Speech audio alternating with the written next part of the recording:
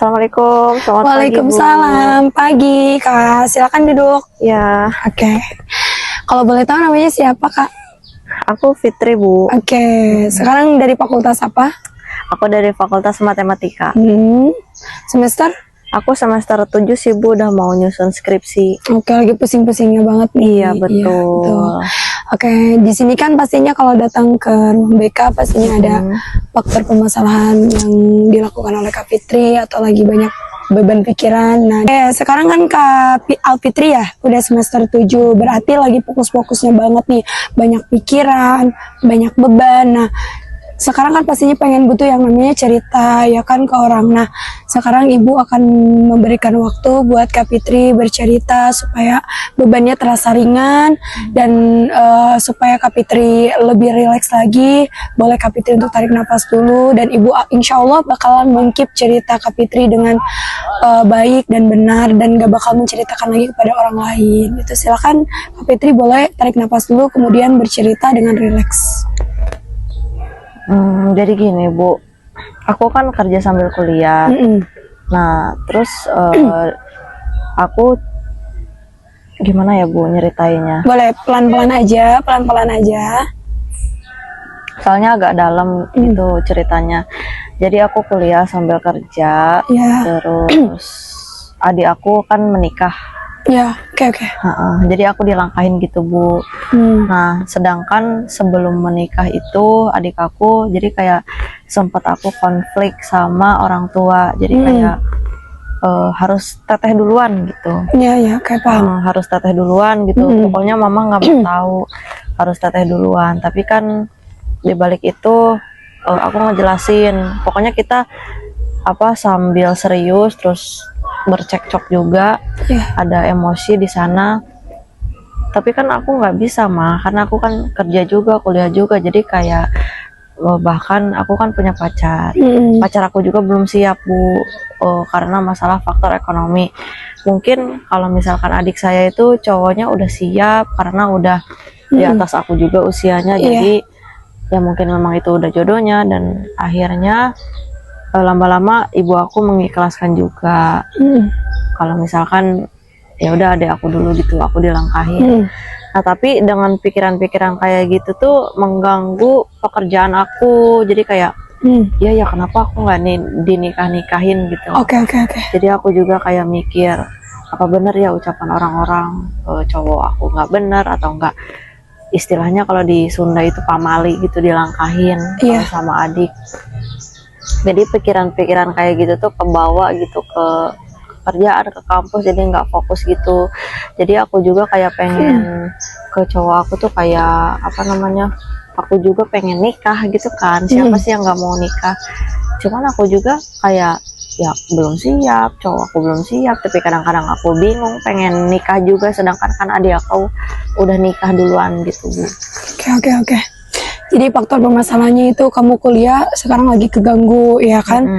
Yang kedua kamu kayak gimana, mental kamu juga lagi down banget kan, karena omongan dari orang-orang gitu ya, terutama orang tua kamu juga kan bukannya nggak mengerti perasaan kamu ya, cuman gimana lagi kan kamu juga punya adik gitu kan ya, adik kamu juga kayak udah umurnya udah pas gitu ya kan, udah menikah. Apalagi untuk perempuan itu kan bukannya ada tuntutan, tapi mungkin karena emang udah saatnya dia untuk menikah juga gitu kan. Kalau misalkan kayak nunggu kamu gitu takutnya kelamaan juga gitu kan. Itu faktor pertama. Terus yang faktor penghambat kamu kayak buat menikah itu kan, yang pertama tadi faktor ekonomi. Calon suami kamu kan belum siap, belum mapan. Terus yang kedua juga kan ada beberapa kayak dari pekerjaan juga kayak gitu kan, pekerjaan sama kuliah juga kan kayak bentrok gitu kan istilahnya. Nah, saran ibu pribadi gitu kan sekarang lagi mengejar cita-cita gitu kan, berarti satu-satu dulu Kapit gitu ya. Kalau misalkan emang sekarang mau fokus dulu ke kuliahan, berarti kuliah dulu, lulusin dulu S1 gitu kan. Baru kalau misalkan ada planning buat menikah, berarti dilanjutin. Kalau emang udah dua-duanya udah pas gitu, udah sanggup, cowok kamu udah sanggup, terus keluarga kamu juga udah kayak menyetujui gitu kan. Nah itu kan namanya itu mental itu kita yang mental itu kita yang menjaga gitu kan, bukan orang lain gitu kan. Walaupun orang lain kayak ini kayak gini ada omongan-omongan gitu, bla bla bla bla, yang bikin mental kamu down, tapi kamu yang bisa menjaga mental itu gitu ya. Terus ibu sekarang mau nanya, kalau misalkan sekarang nih Kak Fitri disuruh memilih antara pekerjaan, antara pernikahan, ataupun antara karir yang sekarang lagi dibangun nih, tapi belum ke situ tujuannya gitu kan, masih kuliah kan tadi semester 7. Nah, Kak Fitri mau memilih yang mana dulu? Aku sih kalau misalkan diri pribadi ya, kalau misalkan ngomongin kayak nikah tuh siap nggak siap sih Bu. Oke. Cuman mungkin untuk tujuan sekarang ini tuh kayak pengen lulus dulu kuliah karena aku kan semester akhir kayak gitu. Dan aku kerja juga untuk memenuhi kebutuhan diri aku sendiri karena aku kan nggak dibiayain sama orang tua.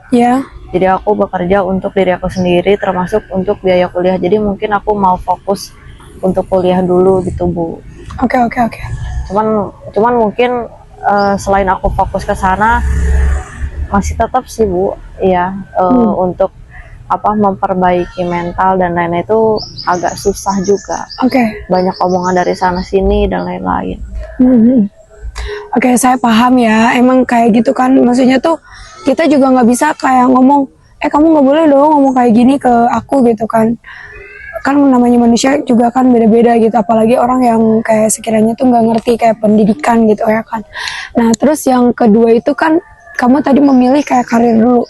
Nah, itu tuh bisa diomongin baik-baik gitu kan ke keluarga. Ya udah diomongin dulu ke mama, papahnya. Terus diomongin juga ke keluarga cowok kamu gitu, bilang aja sebentar lagi kok gitu. Kita mengejar karir itu enggak buat wisuda itu bentar lagi kan, apalagi semester 7. Paling 1 tahun juga udah selesai lah gitu ya. Nah, terus diomongin baik-baik. Terus cowok kamu juga dibilangin, kamu kalau misalkan ada planning nih, abis aku S1, kamu nabung gitu kan. Abis nabung, kamu juga harus punya tujuan, misalkan rumah dulu, ataupun kayak kendaraan lah gitu kan.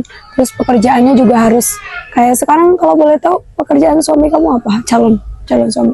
Di wira swasta sih Bu. Wira swasta. Apalagi di resto ya, kayak perusahaan sendiri kan mungkin ya. Kadang naik turun lah gitu ya. Nah, itu tuh harus diimbangi, karena kan kamu juga nggak bisa yang namanya kerja sendirian lah, ibarat kata kerja berjuang sendirian. Karena kalau udah nikah itu beda ranahnya gitu ya, pasti tanggung jawab seorang suami gitu. Terus yang kedua, omongan orang sih yang susah ya kan. Omongan orang itu dari A sampai B itu pasti melukai hati kita kan. Pasti mental kita tuh udah kena banget, udah down banget gitu ya sama perkataan orang lain-lain. Nah, kamu sekarang tuh coba kamu balikin kata-katanya. Udah fokus aja sama diri kamu sendiri, hilangin rasa kata-kata jelek-jelek dari orang lain. Kamu kayak fokus sama tujuan kamu, sama habit kamu lah. Terus kayak fokus kayak berolahraga gitu setiap harinya gitu kan. Kalau boleh tahu, sekarang nih Kak Fitri ibarat kata tuh lebih kayak planning nikah itu benar udah S1 udah matang banget apa belum gitu? Iya sih, karena aku juga kan kayak umur aku udah nggak muda lagi ya. Aku sekarang umur 28. Lebih kayak planning nikah itu benar udah S1 udah matang banget apa belum gitu?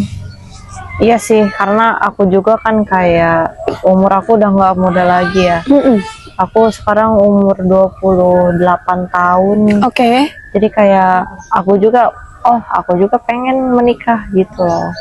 Sebenarnya jauh sebelum adik aku menikah juga, aku juga pengen Bu kayak menikah, cuman ya emang keadaannya tuh tidak mendukung gitu. Kayak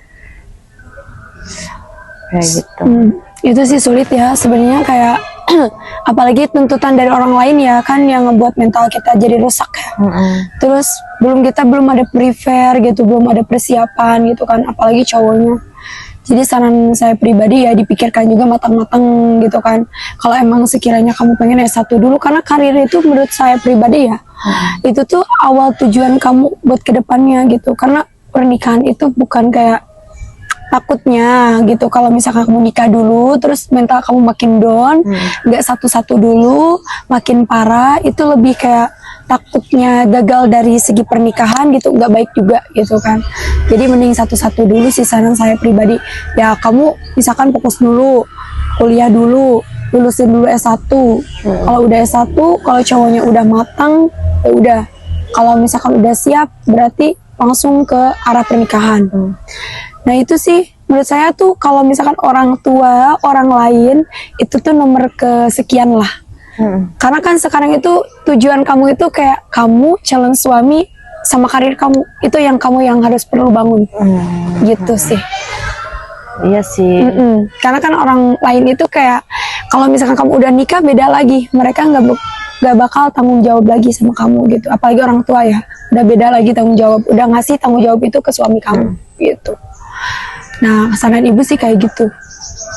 Oke Bu, terima kasih atas sarannya. Oke, jadi Kak Fitri tenang, relax. Oke, Kak Fitri dari cerita Kak Fitri, ibu kayak bukannya apa-apa ya, ibu juga maksudnya kayaknya cuma bisa ngasih solusi kayak gini.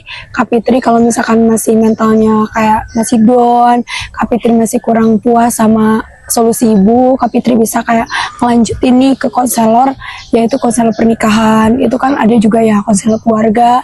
Kak Fitri juga bisa yang namanya berkonsultasi dulu sebelum menikah gitu. Alangkah baiknya kayak gitu sih Kak Fitri untuk menjaga mental, dan ini tuh bisa nggak sih gitu ke arah pernikahan gitu kan. Kadang Kak Fitri masih ada kayak deg-degan gitu ya buat menikah, itu kayak ada rasa cemas gitu. Nah Kak Fitri bisa kayak konselor dulu ke konselor pernikahan gitu ya. Nah sekian dari ibu sih, kayak solusinya kayak gitu aja sih. Gimana untuk Kak Fitri? Iya Bu, setelah Ibu memberi saran kepada saya, jadi saya memikirkan oh ternyata memang ada sudut pandang yang nggak saya ketahui gitu. Jadi kayak misalkan fokus dulu untuk yang saat ini dijalani, jadi kayak omongan orang lain itu nggak terlalu, jangan dimasukin ke hati. Terus kalau misalkan aku lagi ke trigger pusing sama kerjaan dan lain-lain, apalagi yang utamanya itu tentang pernikahan, mungkin aku akan melakukan hobi-hobi aku gitu, buat mengalihkan pikiran aku. Gitu aja sih Bu. Semangat terus ya Kak Fitri, semoga apa yang dicita-citakan tercapai dan terwujud. Dan Kak Fitri juga kalau misalkan menikah, semoga pernikahannya juga langgeng ya. Oke. Terima kasih Kak Fitri untuk sudah bercerita sama Ibu. Ya Bu, terima kasih ya Bu. Aku pamit pulang.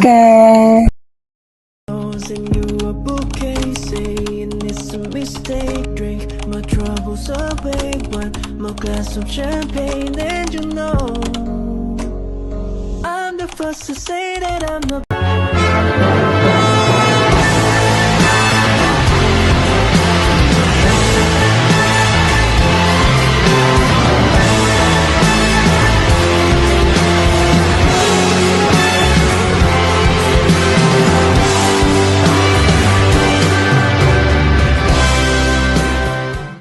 Kamu maksa harus nikah hanya supaya lebih menderita daripada kamu sebelum nikah. Kamu nikah waktu belum siap, punya anak waktu belum siap, cuman gara-gara tapi apa kata tetangga, apa kata saudara saya, ya bodoh amat, emang kenapa?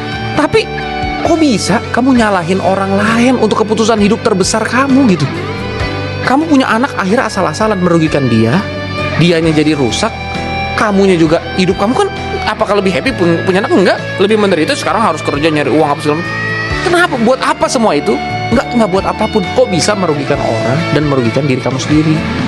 Karena yang melelahkan dalam hidup itu karena kita harus mengikuti ekspektasi banyak pihak. Tapi kalau kita cuma mengikuti ekspektasi Allah, itu kita menjadi jauh lebih tenang. Misal, tujuan. Kalau tujuannya banyak, kita pasti capek. Tujuan kita itu cukup satu, yaitu Allah SWT. Ustadz, kalau kita kerja wawancara sama HRD, kamu kerja di sini untuk apa?